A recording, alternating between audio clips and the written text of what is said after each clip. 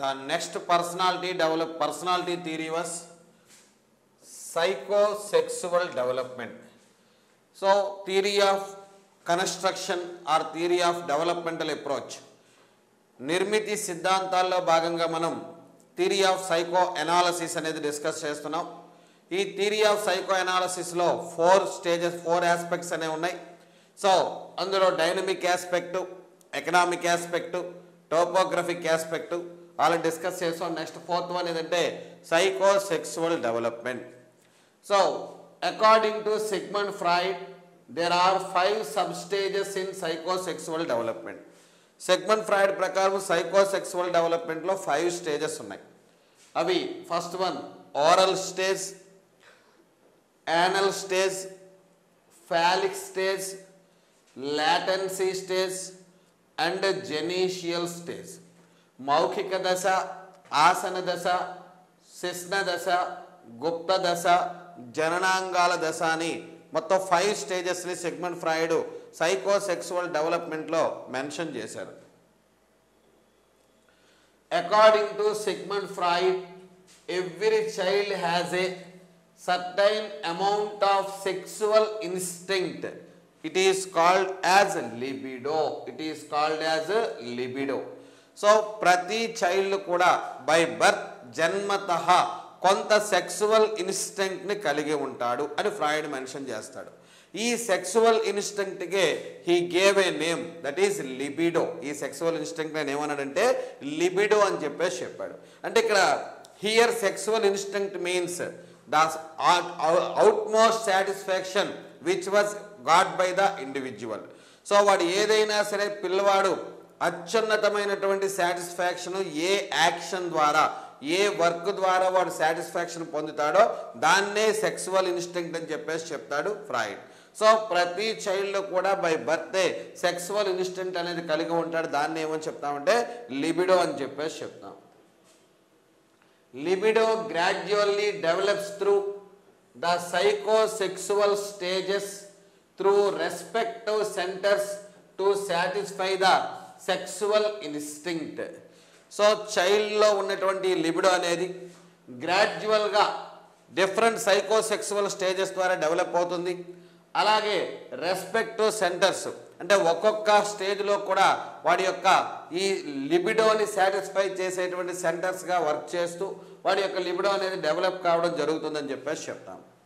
According to Freud at each stage each center of the body functions as an erogenous zone. So Freud ఏం చెప్తారంటే ఒక్కొక్క స్టేజ్లో కూడా బాడీలో ఉండేటువంటి ఒక్కొక్క సెంటర్ ఎరోజీనియస్ జోన్గా దాని కామోద్దీపన కేంద్రంగా పనిచేస్తుంది. అంటే చైల్డ్ యొక్క లిబిడోని సాటిస్ఫై చేసేటటువంటి సెంటర్గా, చైల్డ్ యొక్క లిబిడోని సాటిస్ఫై చేసేటువంటి సెంటర్గా వర్క్ చేస్తుంది అని చెప్తాం. According to Freud at each stage each centre of the body functions as an erogenous zone. ఒక్కొక్క దశలో కూడా శరీరంలో ఒక్కొక్క భాగం కూడా కామోద్దీపన కేంద్రంగా పనిచేస్తుంది అని చెప్తాడు ఫ్రాయిడ్. సో ఈ 5 స్టేజెస్లో ఫస్ట్ వన్ ఏమో ఓరల్ స్టేజ్, మౌఖిక దశ. So it is in babies first year. So ఈ ఓరల్ స్టేజ్ అనేది బేబీ యొక్క ఫస్ట్ ఇయర్లో ఉంటుంది. Sexual instinct that means libido is satisfied while drinking mothers milk. So ఈ స్టేజ్లో చైల్డ్లో ఉండేటువంటి సెక్సువల్ ఇన్స్టింక్ట్ దాన్ని మనం ఏదైతే లిబిడో అని చెప్తున్నామో అది మదర్ మిల్క్ డ్రింక్ చేసేటప్పుడు సాటిస్ఫై కావడం జరుగుతుంది. మరి మదర్ మిల్క్ అనేది ఎలా తీసుకుంటాడు? Through mouth are lips.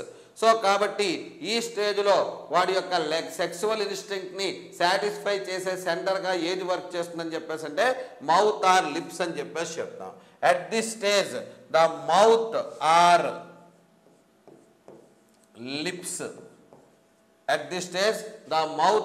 Lips acts as the erogenous zone. At this stage the mouth or lips acts as the erogenous zone. So ఈ స్టేజ్లో మౌత్ ఆర్ లిప్స్ అనేది ఎరోజీనియస్ జోన్గా వర్క్ చేయడం జరుగుతుంది, కామోద్దీపన కేంద్రంగా పనిచేస్తుంది. So some become fixation at this stage. Such people have the following characteristics.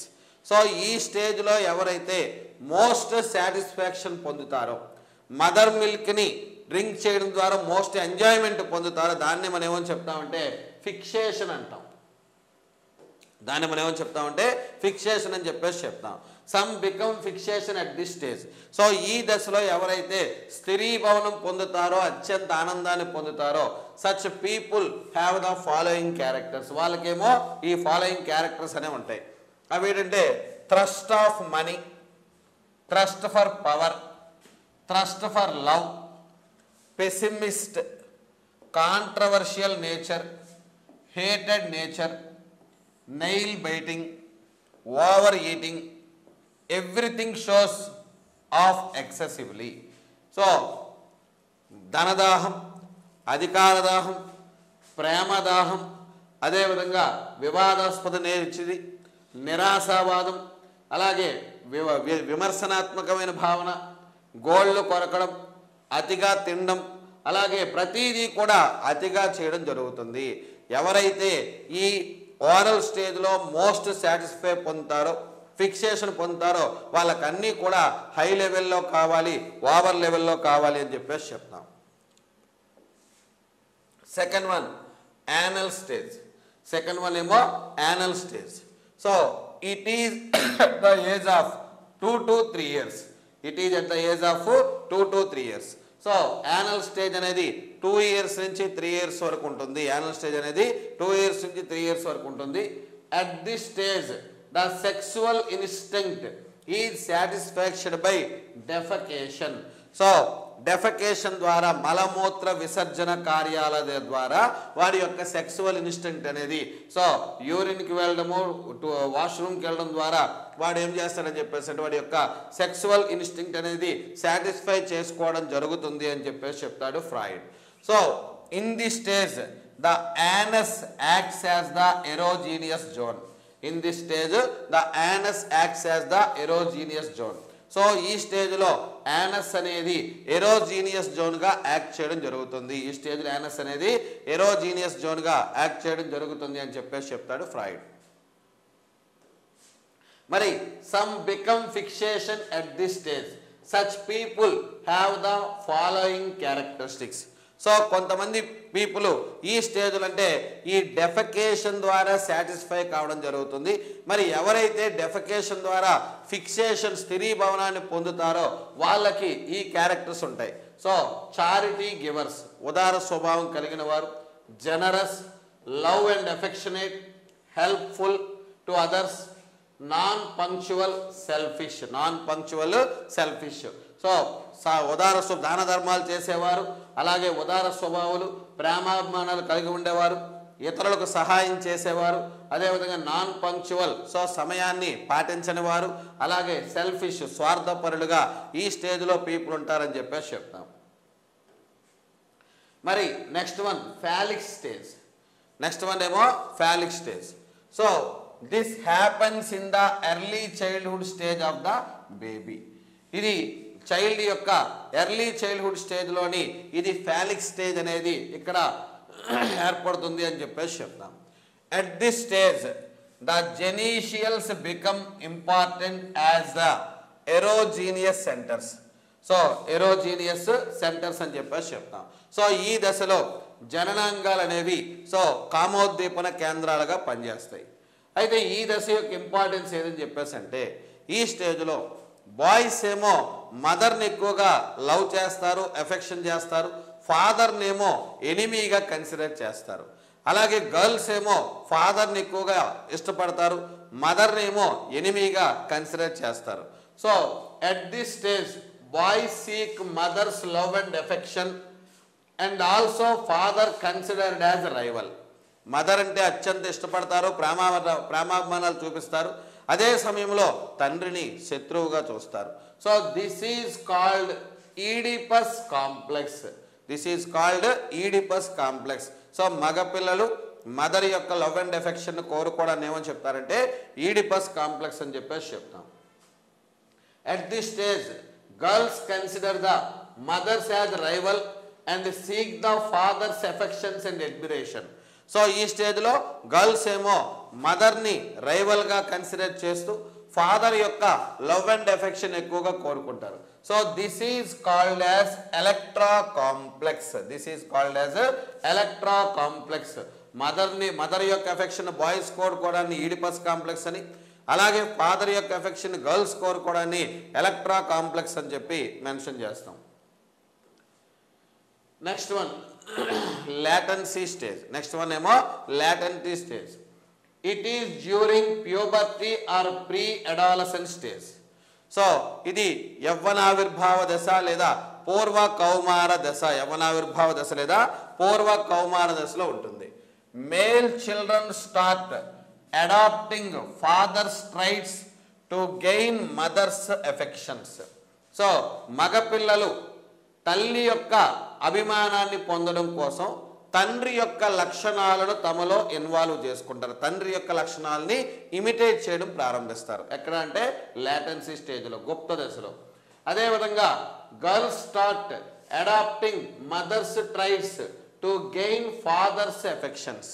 So అమ్మాయిలు తండ్రి యొక్క అభిమానాన్ని పొందడం కోసం తల్లి యొక్క అభిమానం పొందడం కోసం తల్లి యొక్క లక్షణాలను అలవరుచుకోవడం జరుగుతుంది అని చెప్పేసి చెప్తాం. So Freud states that in the above act children use the psychological techniques of identification and internalisation.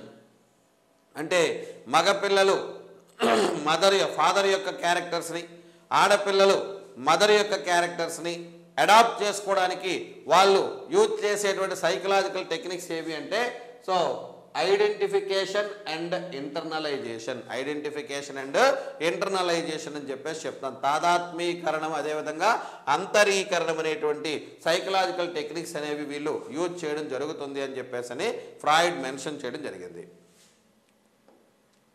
Next last one genital stage. So Sigmund Freud యొక్క psychosexual development stages last one ఏదంటే జెనీషియల్ స్టేజ్ అని చెప్పేసి చెప్తాం. It is in the later adolescence or early adult stage. So ఇదేమో later adolescence లేదా early adult స్టేజ్లో ఉంటుంది. It is in the later adolescence or early adult స్టేజ్లో ఉంటుందని చెప్పేసి చెప్తాం. లేటర్ అడాలసెన్స్ లేదా ఎర్లీ అడల్ట్ స్టేజ్లో ఉంటుంది. సో ఉత్తర కౌమార దశ లేదా పూర్వ వయోజన దశ అని చెప్పేసి చెప్తాం. In the beginning of this stage, there is homosexual preference and gradually heterosexual preference appear. ఈ స్టేజ్లో ఫస్ట్లోని హోమోసెక్సువల్ ప్రిఫరెన్స్ అనేది ఉంటుంది. మొదట్లో సజాతి లైంగికాభిమానం అనేది ఉంటుంది. గ్రాడ్యువల్గా అది దేనిగా మారుతుందని చెప్పేసి అంటే విజాతి లైంగికాభిమానంగా మారుతుంది. సో ఇలా సిగ్మండ్ ఫ్రాయిడ్ 5 స్టేజెస్లో వాళ్ళు పొందేటటువంటి సెక్సువల్ ఎక్స్పీరియన్సెస్ ద్వారా వాళ్ళ యొక్క లిబిడోని సాటిస్ఫై చేసుకోవడం ద్వారా తద్వారా వాళ్ళ యొక్క పర్సనాలిటీ అనేది డెవలప్ అవుతుంది అని చెప్పేసి సిగ్మండ్ ఫ్రాయిడ్ చెప్తాడు. ఇది సైకోసెక్సువల్ డెవలప్మెంట్.